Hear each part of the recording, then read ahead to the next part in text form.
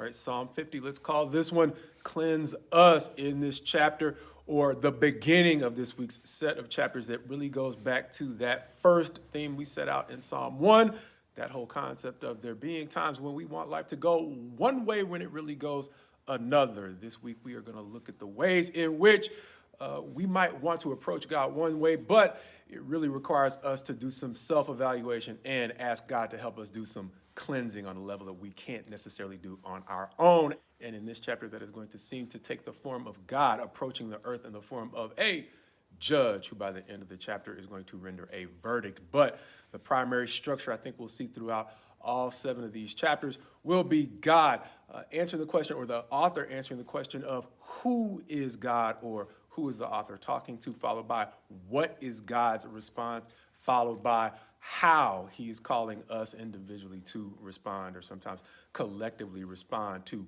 what God has done in that particular chapter. So the who in this chapter is actually going to be a number of people, as opposed to the following 6 chapters where it might be just a single individual. He starts out by talking to heavens and earth to gather to him his people, as he goes on to address Israel and then make a final address to the wicked before rendering a verdict. And the thing that first caught my attention was the distinction that may exist between his faithful ones in verse 5 and O Israel, who he addresses by name in verse 7. It's a distinction we've seen before, where David said that he took delight, or he delighted in the saints, even though he was king of Israel. He didn't say he so much delighted in all Israel, but those who were actually, as we see over and over again in these Psalms, displaying integrity, which is one of the characteristics of the saints. And so there may be an important distinction between the who in verse 5, the faithful ones, and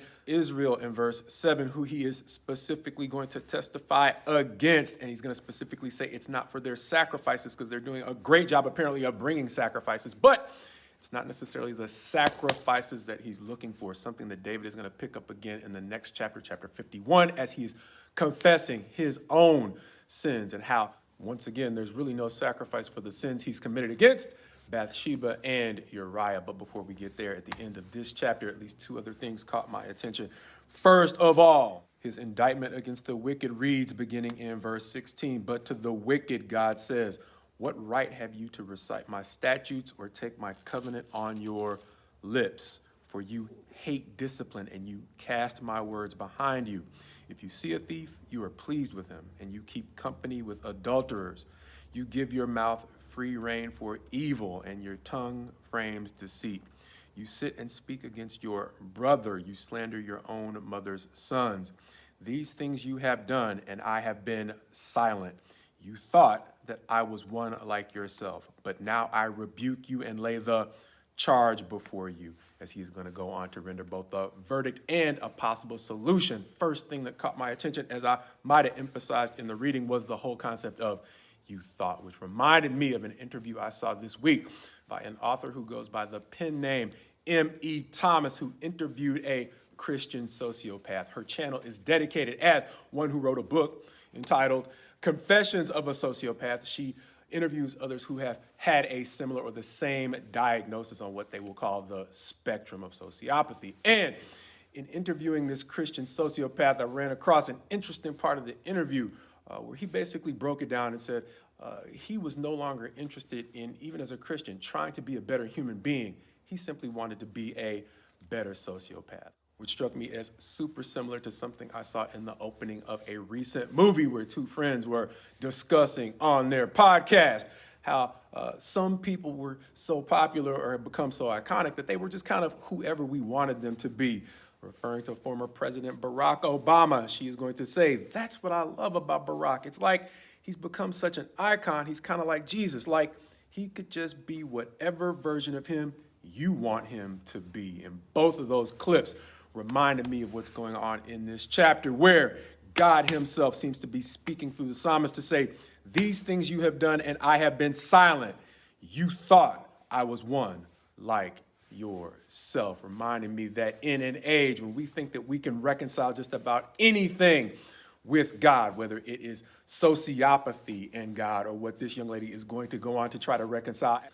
We, as I mentioned before, would be completely offended if someone took our lives and reshaped them into something that fit what they wanted to either see in us or use us to promote. However, Psalm 50 is reminding us that there is an objective reality to God's identity that does not change according to our opinions about him. And so as he comes as a judge, the bad news is he is holding them accountable, or the wicked accountable, for twisting his identity into something it just flat out is not. But the good news comes at the end of the chapter, where he says in verse 23, to one who orders his way rightly, I will show the salvation of God. The whole concept of ordering his way rightly is super similar to something we'll see in the next chapter, as David over and over again asks God to cleanse him of the things he's done wrong. But in chapter 50, recognize this conclusion seems like an open invitation to everyone he addresses in this chapter.